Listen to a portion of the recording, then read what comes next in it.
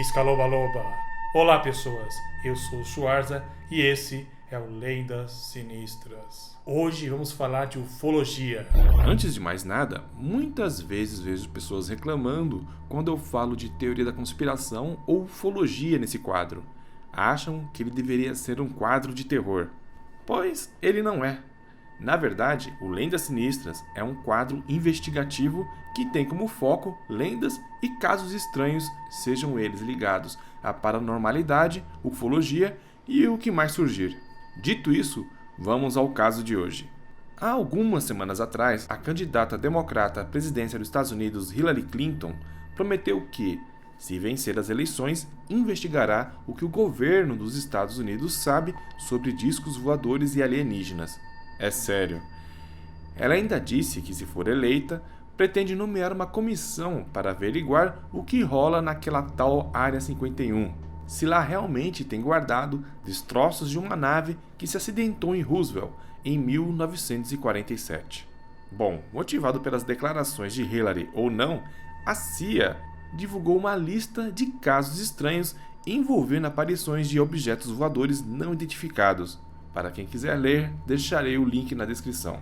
Curiosamente, esses casos ocorreram na década de 50, uma época em que a corrida espacial estava no seu auge, assim como a Guerra Fria. Sem contar que foi nessa época que muitos filmes de ficção científica foram feitos, filmes que mostravam invasões alienígenas, como Guerra dos Mundos, de 1953, e O Dia que a Terra Parou, de 1951. Ou seja, alienígenas e ufologia estavam em alta. Um dos casos divulgados pela CIA é um que aconteceu em 1952. Oskar Link, ex-prefeito da cidade de Gleimershausen, na Alemanha, e sua filha Gabriela, de 11 anos, viajavam para casa quando o pneu do carro estourou. Enquanto ele se preparava para trocar o pneu, ele e sua filha avistaram algo que parecia ser uma frigideira gigante.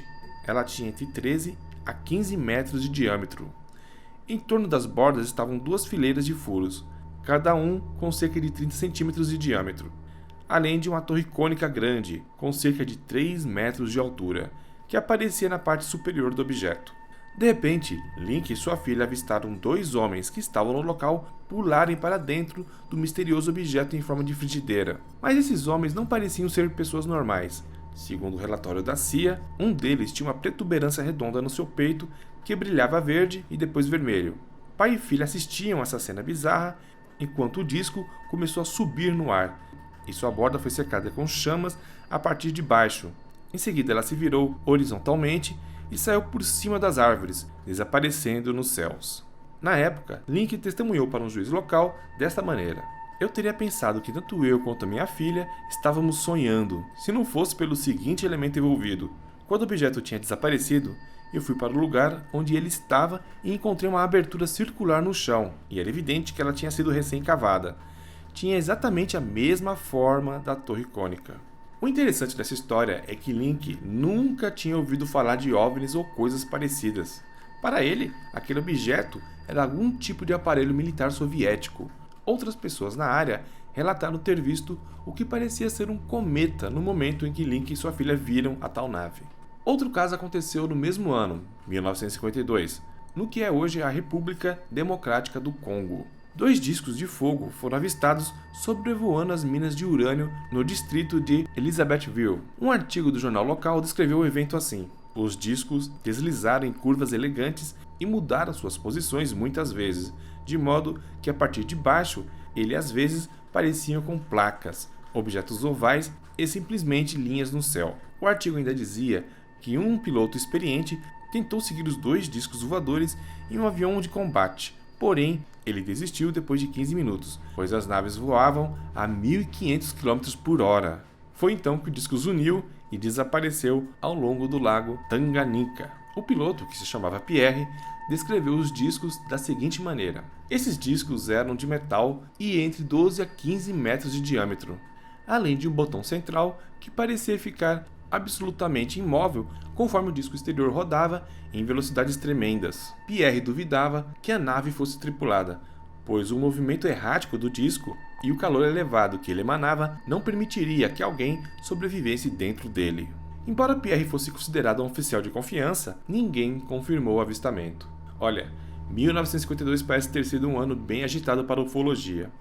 Nesse ano, várias pessoas relataram ter visto objetos tão rápidos quanto relâmpagos riscando os céus do norte da África e da Espanha. O repórter Valentim Garcia, que estava em Barcelona, notou um rastro de fumaça vindo de um estranho objeto voador parecido com um foguete. No mesmo ano, pessoas em Sousse, Tunísia, relataram ter visto um objeto voador viajando a uma velocidade estonteante do oeste para leste, emitindo uma luz verde pálida. Discos misteriosos também foram avistados naquele ano. A CIA não divulgou esses documentos com o intuito de revelar como essas investigações são resolvidas, mas dá para perceber que a maioria dos casos são objetos identificados incorretamente. Em um relatório de 1953, feito por um painel consultivo científico com a finalidade de investigar OVNIs, funcionários da agência observaram que os membros do painel ficavam impressionados com a falta de dados confiáveis na grande maioria desses casos. Em resumo, aparentemente a maioria desses casos parecem ter alguma explicação razoável.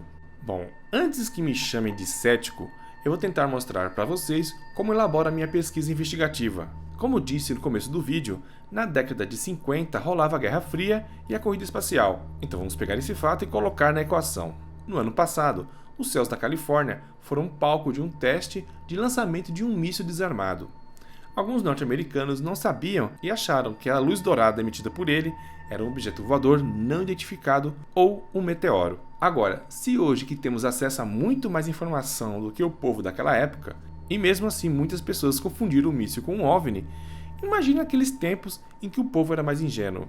Se fez muitos testes com mísseis na década de 50, e muitos desses testes podem ter assustado as pessoas que, por conta da onda UFO que assolava o mundo naquele momento, confundiram os mísseis com OVNIs, que não necessariamente tem origem alienígena. OVNI é qualquer objeto não identificado sobrevoando os céus.